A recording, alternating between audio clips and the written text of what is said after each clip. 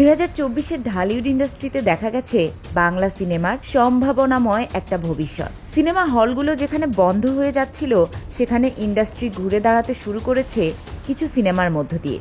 চলুন দেখা যাক 2024-এ মুক্তিপ্রাপ্ত কোন সিনেমা কত টাকা আয় করল। এবছর যে সিনেমাটি রেকর্ড ব্রেক করেছে তা হলো হিটমেকার রায়হান রাফি এবং শাকিব খানের তুফান। পুরো বছর জুড়ে আলোচনায় ছিল এই তুফান। দুষ্টু কোকিলের ট্রেন্ডে থাকা থেকে শুরু করে সিনেপ্লেক্সের গত 20 বছরের রেকর্ড ভেঙে ফেলেছে রায়হান রাফির তুফান। অ্যাকশন থ্রিলার ধর্মী এই সিনেমা বক্স অফিসকে কাঁপিয়ে দিয়েছে। আনুমানিক 10 কোটি টাকা বাজেটের এই সিনেমা বিশ্বব্যাপী আয় করেছে 56 কোটি টাকা, যা বাংলা ইন্ডাস্ট্রির জন্য একটি মাইলফলক হয়ে থাকবে।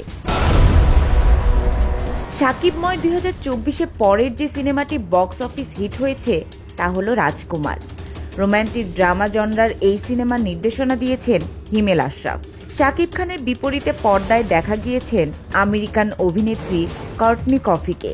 এছাড়াও এই সিনেমায় শাকিব খানের মায়ের ভূমিকায় অভিনয় করেছেন চিত্রনায়িকা মাহিয়া মাহি। এবার আসি বক্স অফিসের দিকে। আনুমানিক 6 কোটি টাকা বাজেটের এই সিনেমা বিশ্বব্যাপী আয় করেছে 26 কোটি টাকা। তাই 2024-এর ব্যবসা সফল সিনেমাগুলোর মধ্যে শুরুর দিকেই জায়গা করে নিয়েছে রাজকুমার। এবছর শাকিব খানের সিনেমাগুলোর মধ্যে সবচেয়ে কম আয় করেছে দরদ। ভারত বাংলাদেশের যৌথ প্রযোজনায় নির্মিত এই সিনেমার নির্দেশনা দিয়েছেন অনন্য মামুন। সিনেমা মুক্তি পাওয়ার আগে নানা প্রতিশ্রুতিমূলক বক্তব্য দিলেও বক্স অফিসে খুব একটা সুবিধা করতে পারেননি অনন্য মামুন। সিনেমায় শাকিব খানের বিপরীতে দেখা গেছে সোনাল চৌহানকে। সাইকোলজিক্যাল রোমান্টিক থ্রিলার জনরার এই সিনেমায় শুধুমাত্র শাকিব খানের অভিনয়টুকুতেই দেখা গেছে ডেডিকেশন। বাকি সবকিছু দর্শকের নজর কাটতে পারেনি। আনুমানিক 10 কোটি টাকা বাজেটের এই সিনেমা বক্স অফিসে আয় করেছে 12 কোটি টাকার মতো।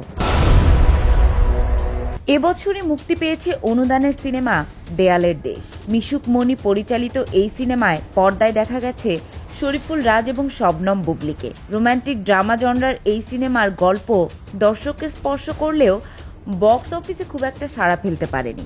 আনুমানিক 2 কোটি টাকা বাজেটের এই সিনেমা আয় করেছে 4 কোটি টাকা। তবে এই সিনেমায় শরীফুল রাজের অভিনয় ছিল দেখার মতো। আগামী বছরগুলোতে এই নায়ককে বড় পর্দায় দেখার অপেক্ষায় আছেন দর্শকরা। এবছরই জনপ্রিয় ওটিটি প্ল্যাটফর্ম চরকিতে মুক্তি পেয়েছে মোস্তফা কামাল রাজের ওমর। থ্রিলার জনরার এই সিনেমার প্রত্যেকটা দৃশ্যে ছিল টান টান উত্তেজনা। শরীফুল রাজ এবং নাসিরুদ্দিন খানের জুটি দর্শককে বেশ আকৃষ্ট করেছে।